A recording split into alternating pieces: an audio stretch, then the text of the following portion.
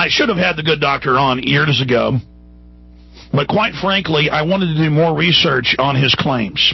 In fact, once I even set him up and then rudely canceled him because I said, this is such a serious allegation.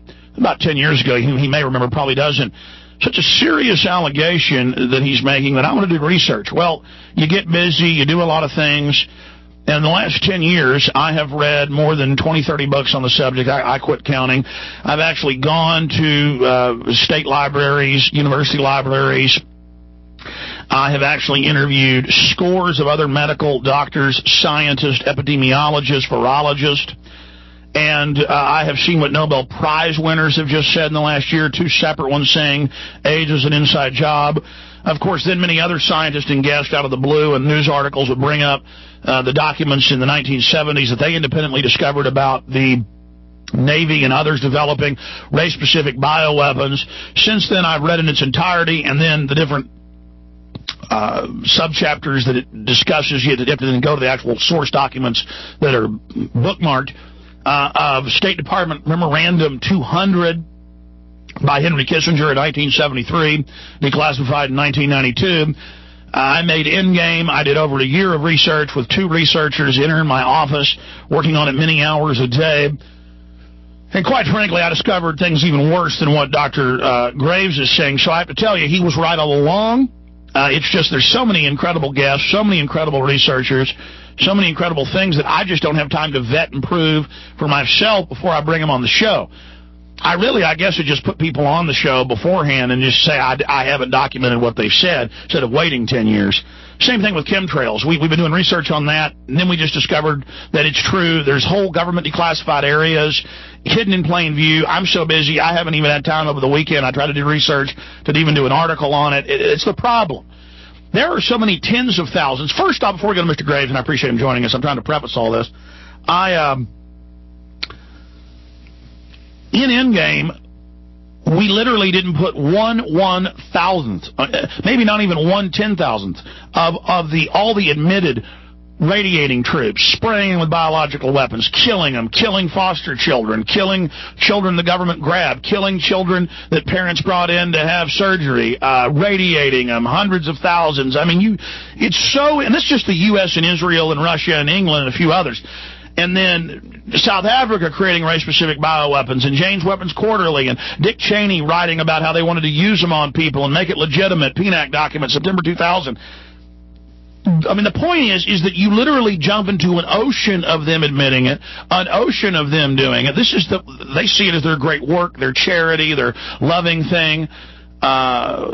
We just posted the Rabbit Hole Part 2, Endgame, The Rabbit Hole Doesn't End Here, Part 2, at truthnews.us this weekend. Then a great writer put together all the research that we'd seen independently. They did even more with the head of Planned Parenthood being Bill Gates' dad, admitting the Rockefeller Foundation runs it all at public speeches, video, audio of it, $39 billion given just in the last year by Bill Gates and Warren Buffett for all of this.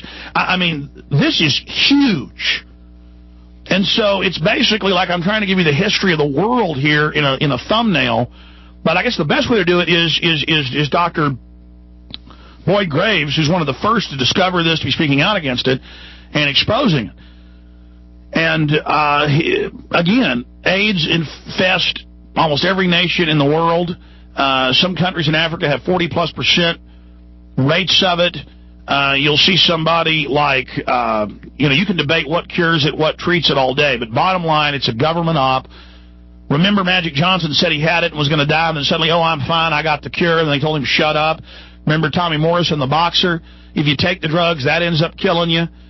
There's people, they've done medical tests, even the BBC admits they've done AIDS tests in Africa on people that have never had sex, never had anything, but they've been given an injection, and that's where they got it. So I'm going to shut up now and go to Dr. Boyd Graves, who I'll even keep over to the next hour for the time I've taken from him here, prefacing all this. All I can beg you to do is go to whatistheendgame.com or go to prisonplanet.com and get Endgame.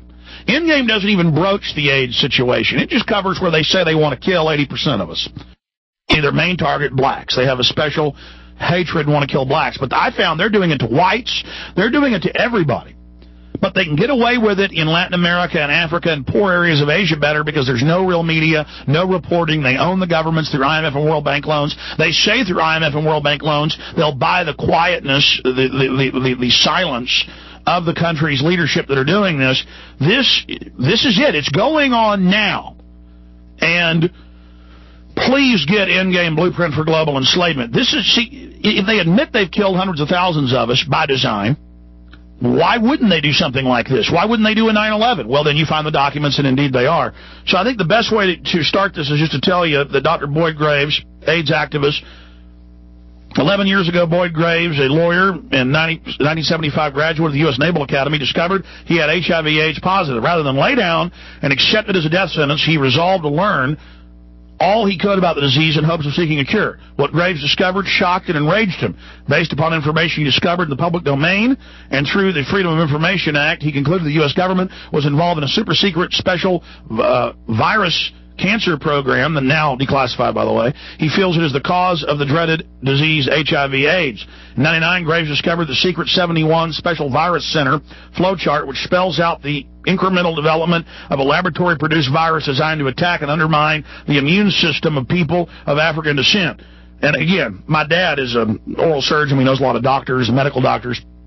I remember him in the 80s talking about this, saying that he'd seen the numbers from the CDC that white men or white women who have just as many sexual partners, they could even be black partners who have AIDS, are hundreds of times less likely to contract it, but blacks can almost catch it from somebody sneezing on them.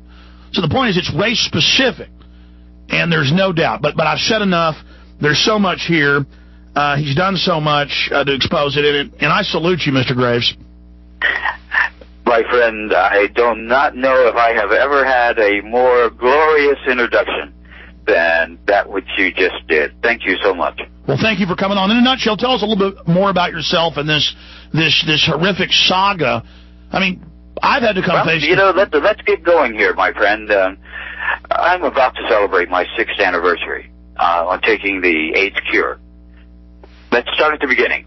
The AIDS cure is U.S. patent number 5676977. Anyone who's listening now, and I know that this is the world jury, can go to www.uspto.gov. That's the Patent and Trademark Office database of the United States of America. What we are talking about here, Alex, are U.S. documents. Dr. Boyd Ed Graves can read. We're talking about U.S. documents and nothing more. Unfortunately, I believed I had a right to life. The development of HIV precedes my birth as well as yours and that of virtually every other person in this country. There is something wrong in the henhouse. There is something wrong in the henhouse. This plan to develop HIV, a race-specific entity, precedes a number of centuries, apparently, to my understanding.